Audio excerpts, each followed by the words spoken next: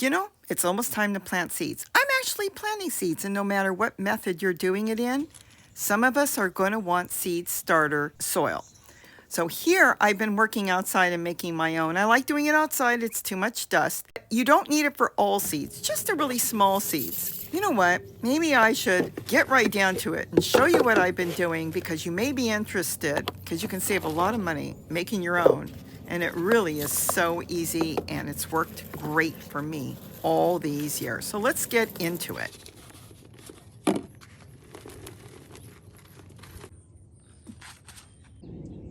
So here is some soil that I just sifted. See? Now I've made seed starting soil. It works for me all the time. If you want to buy it, you can, but small bags, they cost about $5, and I mean really small bags. You can get a great big bag of a reliable name of potting soil. I'm a little leery of some of the potting soils right now because I had some bad potting soil last year, and so did many other people. It just didn't grow, but I've had luck with theirs. You can sift it. Now you can use something like this. Now I bought this at a store called Daiso. Not everybody has those stores. This was $1.50, but you could just go to any store, any big box hardware store, and get some wire. This is 1/4 inch. If you can find a little bit smaller, that would be good, but it's going to work no matter what. And you can make your own sifter and sift all you want. Now, I can bag this up separate or leave it in a flower pot and use it as needed. Now, let me show you what I sifted out, because here you see me sifting, and you see how easy it is to remove the big chunks out of your regular potting soil bags. This is what I took out. Now this is big chunks of wood. It's all wood. That's basically all that's left. Now I don't know exactly everything they're putting in here, but I would imagine any leaf matter already broke down. That's the quickest thing to break down. Like people make leaf mold. I'd use leaves under trees and growing it right away, even though you're supposed to wait 6 months or whatever. I don't. I grow in it right away. But see all this? This is all the bark that still has not broke down. This is probably perlite. They don't put as much in as they used to, but that's all right. You can always throw in, if you're in an area that's very dry, I throw in a handful of kitty litter, because and it's got to be 100% clay. It's non-clumping. You want the one that's 100%. Read the label. I get mine from Walmart. It's like $5 for 25 pounds. It is nothing more than clay, and you can just throw a handful in there, and that will hold water. It's really good at retaining water in some of your pots. If you're in a dry area, don't use it if you're in a area that gets a lot of rain. But see all this? Now, you don't throw this away. This is still perfectly good to use now. If you're setting up flower pots and different containers to grow in, go ahead and put this, you mix it back into your potting soil or whatever medium you're using and use it. There's nothing wrong with this. But this you want to keep separate from multiple things. Now, you can use this to put in containers, which I'm going to use right now to start some super tiny seeds.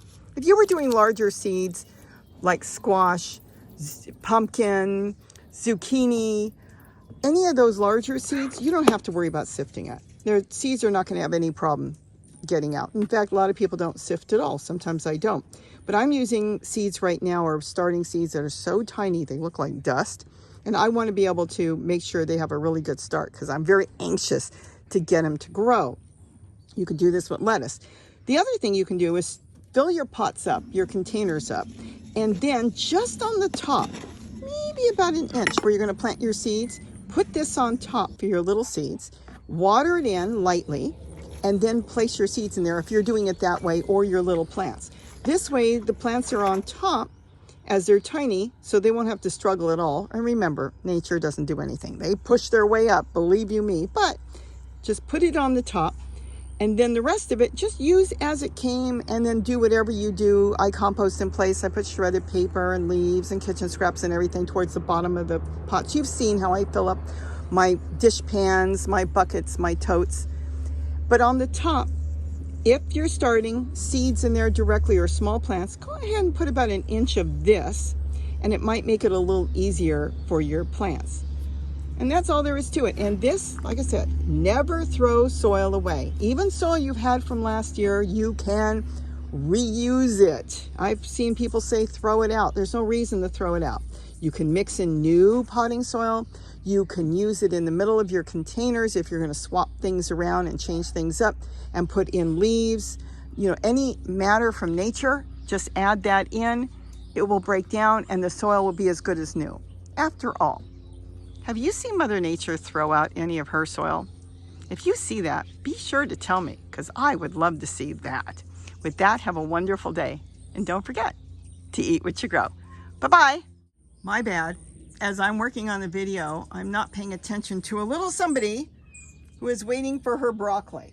So I'm going to get her broccoli, give her a little piece. She loves her broccoli because she said, aren't we doing a video?